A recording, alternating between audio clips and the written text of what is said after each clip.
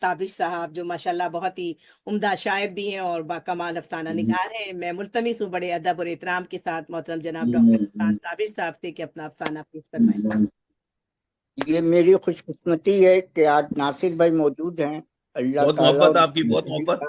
اللہ تعالیٰ ان کو اپنے حفظ و امان میں رکھے۔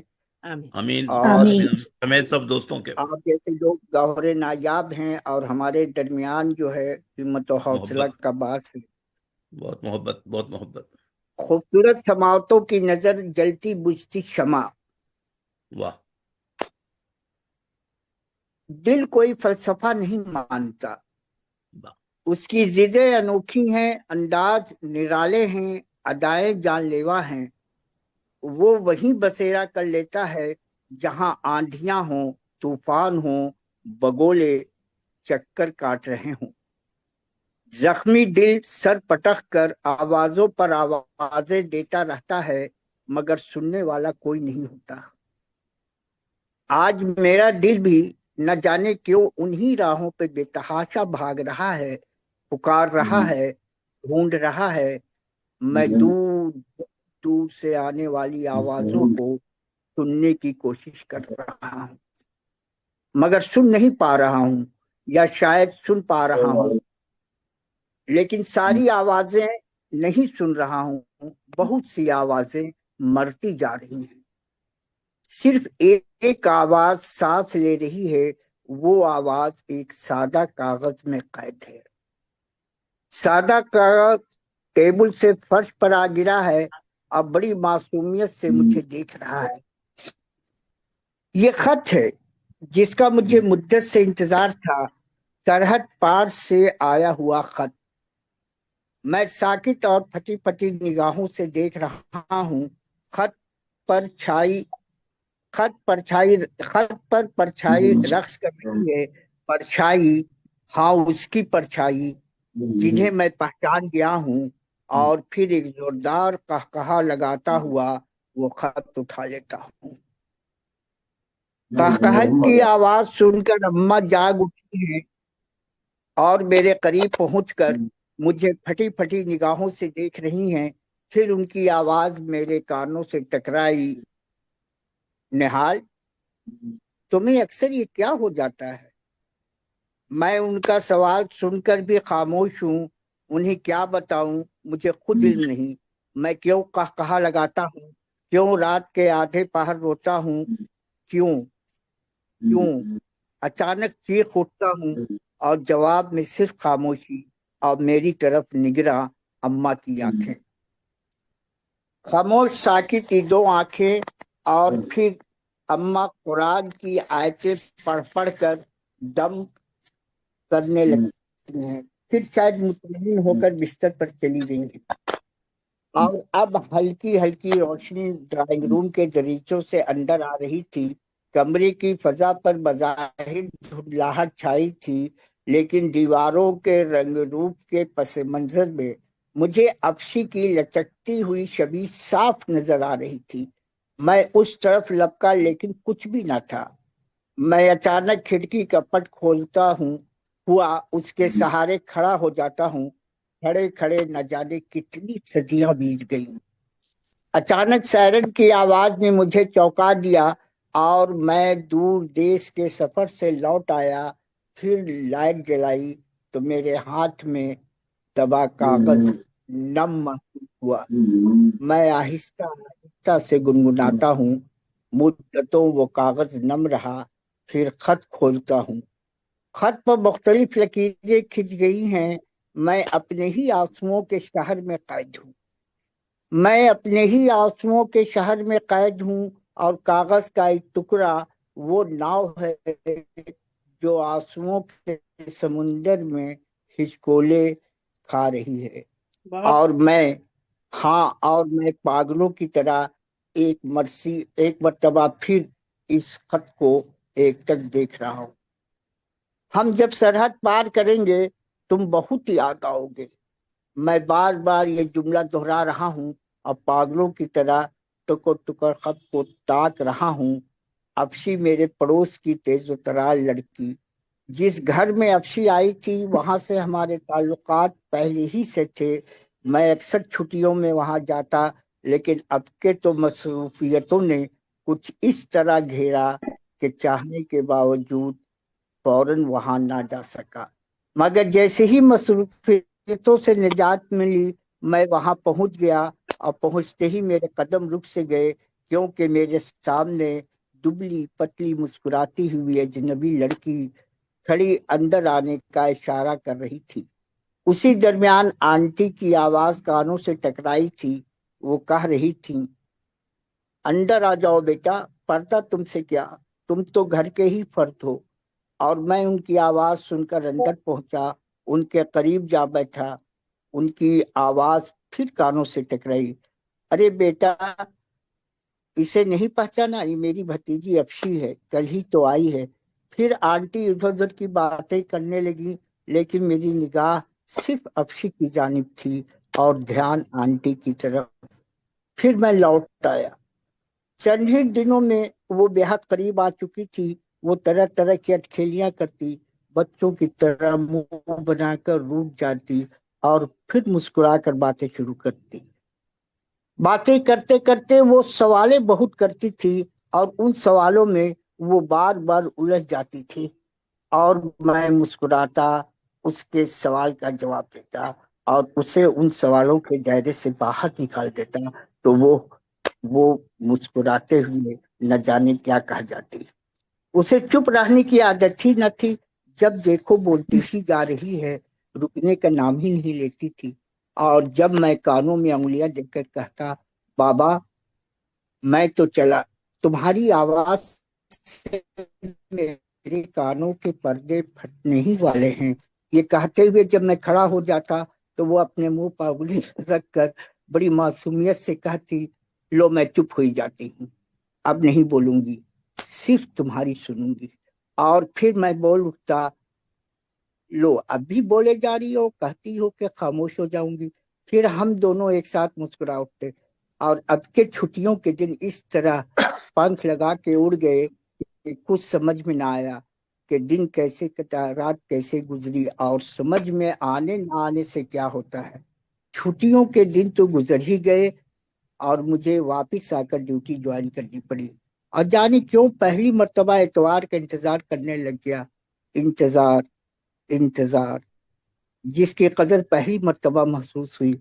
इंतजार जिसने मुझे अंधेरों से भी बेफिक्र कर दिया था और चारों ओर से घेरे हुए थे। इंतजार जिसने अंधेरे वीराने खंडहर नुमा दिल के नहाखानों में एक चिराग रोशन कर दिया था। चिराग रोशन होते ही मैं चौंक उठा। ऐसा लगा जैसे मैं सदियों का सोया आज जाग उठा हूँ। और फिर जब मैंने निगाहें उठाई, तो अपनी तरफ उस दुबली पतली अल्हड़ लड़की की आंखों को मुंतजिर पाया। कितनी खामोश थी वो आंखें। हाँ, वो अपनी आंखों के सहारे मेरे पूरे वजूद को अपने अंदर जज्ब करती चली गई। ऐसा लगा कि मेरे गमों, मेरी उदासियों, मेरी फिक्रों और अपनी इन आंखों के जरिए निचोड़ कर दूर, बहुत दूर दफन कर आई। और फिर अपनी दो आंखों के जरिए मेरे अंदर खुशियां, मुस्कुराहटें जज्ब करती चली गई। अचानक मेरी तब्दीलियों पर सभी ने हैरत का मुजाहरा किया। किसी के समझ में इन तब्दीलियों का राज ना आ सका। हम जब सरहद पार करेंगे, उस वक्त तुम बहुत याद आओगे। एक तहरीर फिर चमकी, और उस रोशनी में वो रात रोशन हुई जब निस्फ शब से जरा पहले तक मैं अफशी के साथ शहर के खास शाहराहों पर घूमता फिरा था। उस वक्त शहर की आंखें तकरीबन बंद हो चुकी थी, मंजिल का पता न था, समतों का तयन हमारे बढ़ते हुए कदमों से हो रहा था। अफशी चाहती थी हम यूं ही चलते रहें। मैं कहीं दम भर ठहर जाता, तो वो आगे बढ़ जाती, फिर जरा तेज चलकर मैं उसके दोष बदोश हो जाता, और फिर घर लौट आता। वक्त का धारा बहता रहा, निशानात छोड़ता चला गया। मोहब्बत के नकूश दो दिलों पर गहरे होते रहे। शामें खुशगवार और सुबह पुरबहार गुजरने लगी।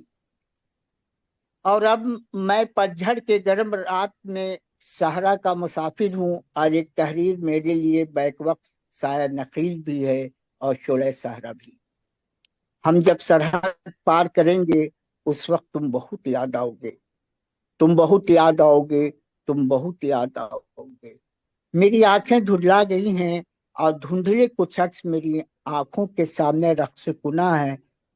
मुझे बहुत सारी सुबह शामें याद आती हैं और फिर वो लम्हे याद आते ही रोंगटे खड़े हो जाते हैं। अमावस की काली रात थी, मैं 1 माह बाद अपने घर वापस लौटा था। उस दरमियान ना ही अफशी से मुलाकात हुई थी, ना ही खत के जरिया बातें। इसलिए मैं तरह तरह के प्लान बनाता, बिगाड़ता, नए तरीके सोचता हुआ जो ही घर पहुंचा, ढेर सारे जाने पहचाने लोगों ने मेरा इस्तकबाल किया और मैं गड़बड़ा गया। क्या बात है, खैरियत तो? तब अम्मा ने बताया कि आंटी का अचानक कराची जाने का प्रोग्राम बन गया और अब सब लोग पाकिस्तान जा रहे हैं। बस उस वक्त उसी लम्हा रिक्शा आने वाला है। मैं साकित खड़ा एकटक देखता रहा। चारों तरफ मेरी निगाहें मल्लाती रहीं, खामोश, सपाट, बेजुबान आंखें अफशी को तलाश कर रही थी। लेकिन अफशी का दूर दूर तक पता न था। उदास उदास आंखों से आंसू के चंद कतरे गिरे तो गिरते ही चले गए। अचानक मेरी नजर दूसरे कमरे से निकलती हुई अफसी पर जा टिकी, जिसकी आंखें रोते रोते सूज गई थी। और जब उसकी नजर मुझ पर पड़ी तो वो अपने आप को काबू में न रख सकी। दोनों के सब्र का बांध टूटते ही एक ऐसा धमाका हुआ जिसके बारे में आज तक किसी ने सोचा भी न था। आज तक खुद हम दोनों ने भी मोहब्बत का इकरार अल्फाज के जरिया नहीं किया था, लेकिन आज न जाने कौन सा जज्बा था कि हम दोनों दुनिया से बेखबर, अपनों से बेखबर, दीवानावार एक दूसरे से लिपट गए और फूट फूट कर रोने लगे। हम दोनों के चेहरे पे एक अजीब सा हिजान और इंतशार था। आंखों से अजब सा इस्तराब और बदहवासी झांक रही थी। और फिर अचानक जैसे हमें होश आ गया, जैसे हमें अपने इर्द गिर्द लोगों के इज़्दिहाम का एहसास हो गया, हम दोनों ने एक दूसरे को एक दूसरे से यूं अलग किया जैसे हम दोनों एक दूसरे के लिए सांप हों। रिक्शा आ चुका था, वो रिक्शे पर जा बैठी। हम दोनों एक दूसरे को देखते रहे। हमारे बस में उसके सिवा था ही क्या। स्टेशन आ गया, ट्रेन आ गई, अफसी सवार हो गई, ट्रेन चली गई और मैं लोहे की पटरियों को देखता रहा और कुछ न कर सका कि अपने बस में था ही क्या, अपने बस में है ही क्या। मैं सोच रहा था और तहरीर जगमगा रही थी, हम जब सरहद पार करेंगे तो तुम बहुत याद आओगे। दिल कोई फलसफा नहीं जानता, उसकी जिदें अनोखी हैं, अंदाज निराले हैं, अदाएं जानलेवा है। वो वहां बसेरा कर लेता है जहां आंधियां हों, तूफान हों, बगोले चक्कर काट रहे हों। जख्मी दिल सर पटक कर आवाजों पर आवाजें देता रहता है, मगर सुनने वाला कोई नहीं होता। आज मेरा दिल भी ना जाने क्यों उन्हीं राहों पर बेतहाशा भाग रहा है, पुकार रहा है। मैं दूर, बहुत दूर से आने वाली आवाजों को सुनने की कोशिश कर रहा हूँ, मगर सुन नहीं पा रहा। दिन भर का थका परेशान औंध रहा हूँ, आंखें नींद से नहीं फिक्र से बोझल हो रही है। अब्बू कब्र में आराम से सो रहे हैं या जाग रहे हैं, मुझे पता नहीं। मैं मोहब्बत की नई इबारतों को समझने की कोशिश करता हूँ। दिल के अंदर और दिल के बाहर की बस्ती में बहुत फर्क है, बहुत फर्क है मियाँ। बारिश बुजुर्ग की कही बात आज बहुत याद आ रही है, आज बहुत याद आ रही है। बहुत उम्दा, माशाल्लाह, बहुत ही उम्दा हम्म। सूरत के साथ आपने अपने दिल के जज्बात पेश किए हैं। बहुत उम्दा जी। मैं मोहतरम जनाब नासिर अली सैयद साहब से मुल- मुल्तमिस हूँ कि आप अपना तजिया पेश करें। देखिए, ऐसा है कि बिल्कुल मशहूर कुन अफसाना था जो इनकी लाइनें थी, जो जुबान थी, जो मुकालमे थे और जो फैंटेसी थी, असल में जो बड़ा दुख दुख है जो राइटर के लिए किसी भी हवाले से है, वो हिजरत का है। हिजरत के दुख जो हैं, वो हिजरत ने जो कचोके लगा रखे हैं, वो आप देखें कि अब एक जमाना बीतने के बाद भी वो जख्म हरे हैं। वो जख्म भरते ही नहीं है, कितनी भी कोशिश की जाए, किस किस किस चीज को बुलाया जाए। और ये जो इन्होंने कमाल कमाल महारत से जो लाइन लिखी कि जब हम सरहद पार करेंगे, आप मुझे ऐसा है कि रुला देने वाली, चीखें मार मार कर रोने को दिल करता है। जब जब अफसाने में ये लाइन आई है, तो वो कैफियत सारी, वो सारी मोहब्बतों की खट्टी मीठी कहानियां, बहुत मजे मजे की लाइनें हैं, चाहत के वो सारे नशे रिश्ते, वो सारे हवाले बहुत खूबसूरती के साथ वो उसको लेकर चले हैं। लेकिन दुख, बड़ा दुख वही है, वो विछोड़े का है। ये किसी एक अफी के बिछड़ने की कहानी नहीं है। ये कई अफियां जो हैं जो उसमें बिछड़ गई हैं, कई लोग एक दूसरे से बिछड़ गए हैं। यहाँ मीना जी मौजूद हैं, मीना इरफान, जी तो उनके जी हवाले जी से मैं बात भी उनकी ये कर रहा था, जो उनका इरफान सिद्दीकी मरहूम का जो जी दुख था, या आखिरी वाली जी गजल में आप देखें, जी वो दुख देखें, ये एक अफसाना देखें, ये सब वो हिजरतों के दुख हैं जो जो अभी बिल्कुल तक उनका बोझ उठाए। हमें नहीं पता, आने वाली नस्ल को इसका एहसास भी नहीं होगा, वो क्योंकि वो उस बेशक। तजुर्बे से गुजरी ही नहीं है। हिजरत ने बिल्कुल हिजरत के जिस तजुर्बे से हमारी नस्ल गुजरी है, या हमसे जरा पहले के लोग गुजरे हैं, या जिन्होंने देखा नहीं तो इमीडिएट उसके बाद आए हैं और उन्होंने सुना है, वो दुख अभी तक तरोताजा है। मैं समझता हूँ कि हिजरत के उन दुखों को लेकर इन्होंने जो ये मोहब्बत की एक बहुत ही खूबसूरत कहानी छेड़ी है। मैं सलाम करता हूँ इन्हें। मैं तो अब उनके साथ बाहर चला जा रहा था, और जब जब वो लाइन आती थी, तो वो तो बिल्कुल कचोके लगाने वाली लाइन थी कि हम जब सरहद के पार जाएंगे तो तुम मुझे बहुत याद आओगे। तो ये यादें ही तो हैं जिसके सहारे फिर इंसान अपनी बाकी की जिंदगी गुजारता है। और ये दुख, हिजरत का दुख, उस वक्त शायद कम हो जब आपने इसे खुद चुना हो, लेकिन जब ये आप पर मुसल्लत कर दिया जाए, और वो दुख, वो बहुत बड़ा दुख होता है। तो मैं समझता हूँ कि बहुत दिनों के बाद मैंने एक बहुत अच्छी कहानी सुनी। सलाम करता हूँ। जी माशाल्लाह, बहुत ही जज़ाकल्लाह खैर माशाल्लाह नासिर बहुत भाई, खूबसूरत। बहुत ही ये हमारे खूबसूरत लिए कहानी। सनद से कम नहीं है। और अल्लाह ताला आपको सलामती के साथ रखे, खुशो खुशम रखे। बहुत और नई नस्ल की आप आमीन लोग आबियारी कर रहे हैं, ये बहुत बड़ी बात है। हिम्मत और हौसलों को बढ़ाना। आज साहिबीन जो है वो हुजरा नशी होते जा रहे हैं, बिल्कुल और ऐसा ही है, ऐसा ही है। वो चीजें खत्म कर रहे हैं आप लोग प्लेटफॉर्म के जरिया, और लोगों को एकजा कर रहे हैं, सुन रहे हैं, और उसमें एक नए जज्बे की आबियारी कर रहे हैं, जो बहुत ही मुबारकबाद के मुस्तहक है। आप लोग बहुत इसमें शुक्रिया, मोहब्बत बहुत गौहर मोहब्बत। शुक्रिया। नायाब है आफरीन है आप। आप सब पे, आफरीन आफरीन जी हाँ, आप। यकीनन ये हिजरत का जो दुख बयान किया है, वाकई हम लोगों को इतना नहीं पता जो है। लेकिन ये कि जो अपने नानी याद वो देखती थी, मैं अपनी, मुझे नानी याद आ गई कि जब उनका इंतकाल होने वाला था, नासिर भाई, मतलब कुछ अरसे पहले, एक आध महीने पहले से वो अपने वहां पे चली गई थी, जो इंडिया में अपनी हवेली और अपने वो, तो वो वही बातें करने लगी थी कि ये दालान में ये नहीं रखना, वो देखो हमने अचार डाला हुआ तो वो वहां ऊपर छत पे पहुंचा दो, कोटे पे को, और मतलब ऐसे ऐसे वो जुमले बोल रही थी कि उनका लग रहा था कि जैसे वो वहां मौजूद हो।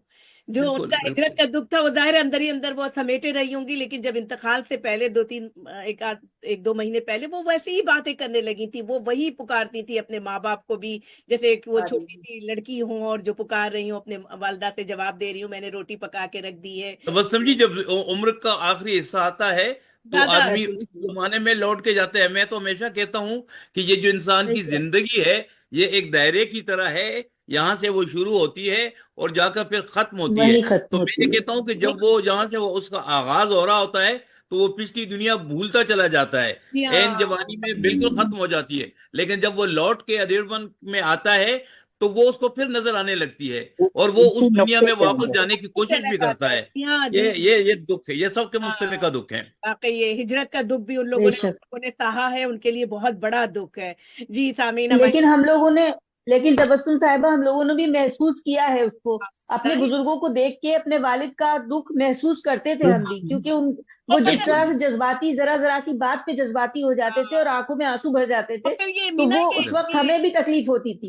نہیں، اور یہ بالکل، حکمران آپ کے والد صاحب کی جو وہ غزل ہے یا آخری والی، جی اوف اوف اوف، اس کو تو آپ پڑھ نہیں سکتے، آپ اس کو پڑھ ہی میں نے نہیں سکتے، اتنی پڑھی بہت جی اتنی جی پرستر پرتاثیر، اور کیا کیا وہ کیا غزل ہے وہ، اچھا، تو اس میں بالکل وہ سارے دکھ نہیں، وہ جیسے ایک، آج ہم نے افسانے میں جی سنے وہ سب اس میں موجود ہیں، مجھے بالکل بھی بے بہت یقین شک، کہ وہی یاد آ رہی تھی، ناصر بھائی نے بھیجی تھی ہم لوگوں کو، ہاں جی میں نے جی جی ہم نے بھی شیئر پڑھی کی تھی اور تھی میرا تاکہ اس خیال کو ہے آپ کہ ایک دفعہ اگر پڑھ لیں۔ اگر ہماری حکومتیں ساتھ دیتی اور یہ راستے بند نہ ہوتے، کاش، یہ تکلیفیں نہ کاش ہوتی، ایسا شاید ہوتا، اتنا بڑا دکھ نہ بن جاتا، جتنا بڑا یہ دوریاں کاش، ہم سوچتے ہیں یہ ہاں کہ جیسے آف سارے لائن بھی ہم لوگ کی ملاقاتیں ہو ہاں سکتی، کی کاش جاتی ایسا ہے، اور ہوتا۔ پھر یہ کہ ایک دوسرے یہ راستہ، یہ تو اچھا ٹیکنالوجی نے ہمیں اکٹھا کر دیا، میں جتنی جی دفعہ بھی بالکل بالکل، گیا ہوں، جب میں جتنی دفعہ بھی انڈیا گیا ہوں، میں عام لوگوں کی بات کرتا ہوں، میں اپنے ادیبوں شاعروں کی بات میں نہیں کر رہا، پروفیسرز کی، جی یونیورسٹیز کی بات نہیں جی کر رہا، میں عام لوگوں میں، جی بازاروں میں بھی گیا ہوں، جو پیار میں نے دیکھا ہے، جو محبت دیکھی ہے، جو احترام دیکھا ہے،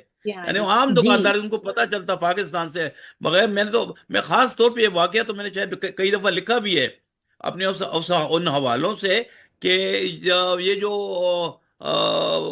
کیا نام ہے، تاج محل کے باہر اس بینچ کے اوپر جو جی تصویر تھی، اس تصویر کے جی حوالے سے میں نے یہ بات ایک دفعہ لکھی بھی ہے، کہ وہاں کا مجھے فوٹوگرافر کہہ رہا تھا، فوٹوگرافر مجھے جی کہہ رہا تھا کہ جی آپ فیل کریں کہ یہاں آپ وہ کیا ہے، پرویز مشرف صاحب نے بھی آ کی تصویر، مطلب اب یہ بات کرنا یہ جی آسان کام نہیں تھا، تو میں محسوس کر رہا تھا، میں نے کہا یار یہ، پھر میں نے اسے کہا چلیے اس بینچ پہ تو اس کے ساتھ بیگم تھی، میں آج اکیلا آیا ہوں، میں کیا تصویر کھینچواؤں تو لیکن یہ کہ عام آدمی کے دل میں وہ ساری باتیں ہیں، جی وہ ہاں بے بالکل موجود شک، ہے۔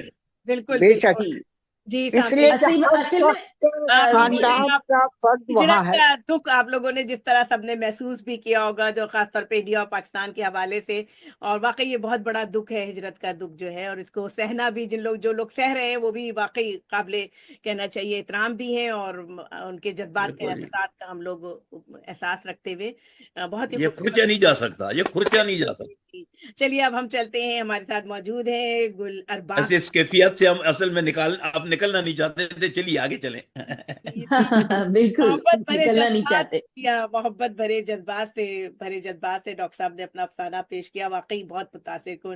جی